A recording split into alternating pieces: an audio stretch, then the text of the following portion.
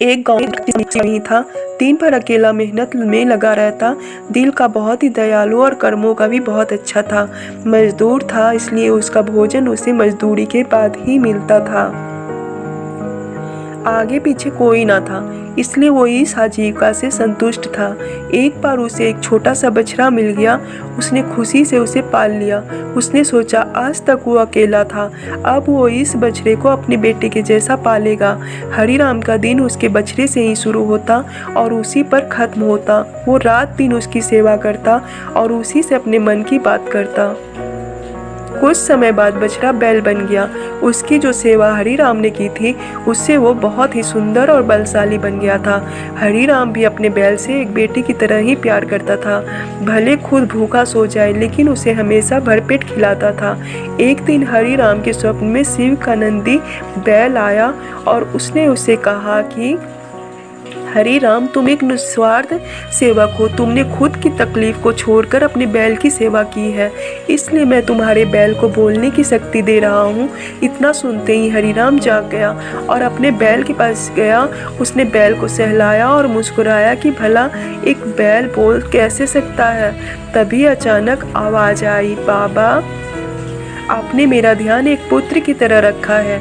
मैं आपका आभारी हूँ और आपके लिए कुछ करना चाहता हूँ। यह सुनकर हरिराम घबरा गया।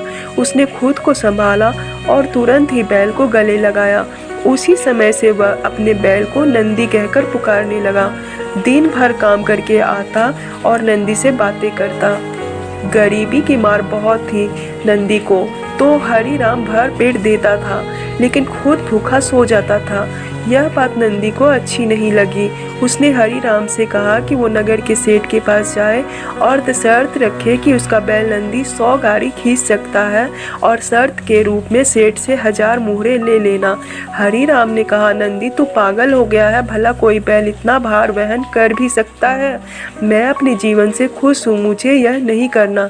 लेकिन नंदी के बार बार आग्रह करने पर हरिराम को उसकी बात माननी पड़ी। एक दिन डरते डरते हरिराम सेठ दीनदयाल के घर पहुंचा।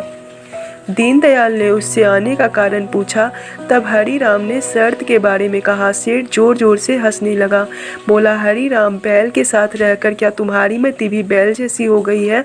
अगर शर्त हार गए तो 1000 मुहर के लिए तुम्हें अपनी झोपड़ी तक बेचनी पड़ेगी। यह सुनकर हरिराम और अधिक डर गया, लेकिन मुंह से निकली बात पर मुकर भी नहीं सकता था। शर्त का दिन तय किया गया और सेठ दीनदयाल ने पूरे गांव में ढोल पिटवाकर इस प्रतियोगिता के बारे में गांव वालों को खबर दी और सभी को यह अद्भुत नज़ारा देखने बुलाया। सभी खबर सुनने के बाद हरिराम का मजाक उड़ाने लगे और कहने लगे कि यह शर्त तो हरिराम ही हारेगा। यह सब सुनकर हरिराम को और अधिक डर लगने लगा और उसने नंदी से घृणा होने लगी। वो उसे कोसने लगा, बार बार उसे दोष देता और कहता कि कहाँ मैंने इस बैल को पाल लिया, मेरी अच्छी भली कट रही थी, इसके कारण सर की छत से पिचाऊंगा और लोगों की थू थू होगी वो अलग। अब हरिराम को नंदी बिल्कुल भी रास नहीं आ रहा था।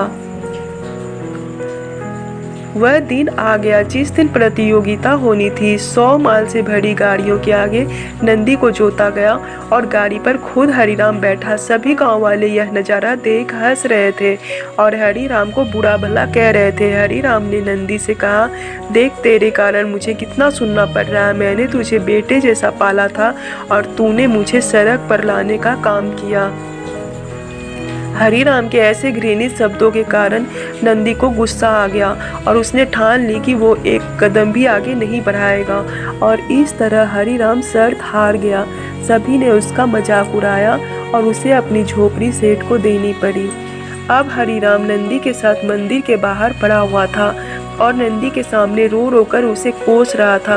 उसकी बातें सुन नंदी को सहा नहीं गया और उसने कहा, बाबा हरिराम, यह सब तुम्हारे कारण हुआ। यह सुन हरिराम चौंक गया। उसने गुस्से में पूछा कि क्या किया मैंने?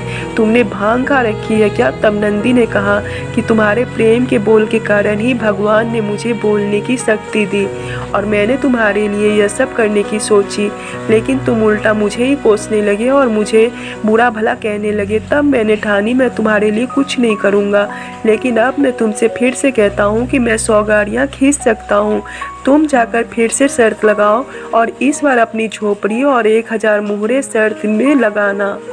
हरी राम वही करता है और फिर से शर्त के अनुसार 100 गाड़ियाँ तैयार कर उस पर नंदी को जोता जाता है और फिर से उस पर हरी राम बैठता है और प्यार से सहलाकर उसे गाड़ियाँ खींचने कहता है और इस बार नंदी यह कर दिखाता है जिसे देख सब स्तब्ध रह जाते हैं और हरी राम शर्त जीत जाता है। सेठ दीनदयाल उसे उसकी झोपड़ी और 1000 मुहरे देता है। कहानी की शिक्षा। प्रेम के बोल कहानी से यही शिक्षा मिलती है कि जीवन में प्रेम से ही किसी को जीता जा सकता है। कहते हैं प्रेम के सामने ईश्वर भी झुक जाता है, इसलिए सभी को प्रेम के बोल ही बोलना चाहिए। तो दोस्तों, कैसी लगी आज की कहानी बताइएगा। अच्छी लगी हो तो लाइक शेयर सब्सक्राइब जरूर कर दीजिएगा। फिर मिलते हैं अगली कहानी में, तब तक के लिए बाय।